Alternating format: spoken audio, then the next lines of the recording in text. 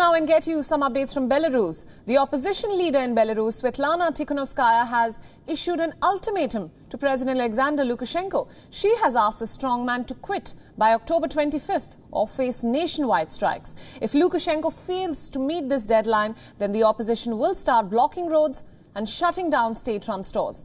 Tikhanovskaya's ultimatum is in response to the threat of use of lethal force by Belarusian authorities. The police in Belarus have now been permitted to use weapons to crack down on protesters. The use of live firearms would make a major escalation in the standoff between Lukashenko and protesters, who have so far staged peaceful rallies, up until now at least.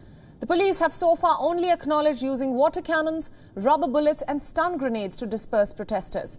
The protest started 2 months ago when Lukashenko claimed victory in the August 9th election.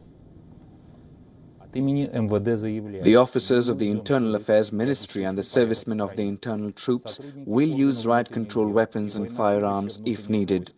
The Ministry of Internal Affairs ensures public order and safety in the country.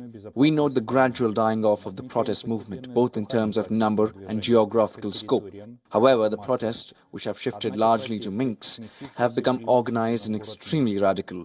Evidence of this can be seen in the protests that occurred in the capital last Sunday. During the day and evening, they included rocks, bottles, knives, while at night they included barricades and burning tires. This has nothing in common with peaceful protest. European foreign ministers have agreed that it is time to sanction Lukashenko himself. 40 of his officials have already been sanctioned by the EU with travel bans and asset freezes. The EU had held back from sanctioning Lukashenko himself, hoping to persuade him to engage in dialogue to resolve this crisis. The EU, along with the United States and other countries, have rejected the election results and said that they do not regard Lukashenko as the legitimate president of Belarus. Belarusians have turned out in huge numbers to protest against the election results that gave Lukashenko a landslide win. Lukashenko, who has been in power for 26 years, denies any allegations of electoral fraud and has said that he has no intention of stepping down as of now.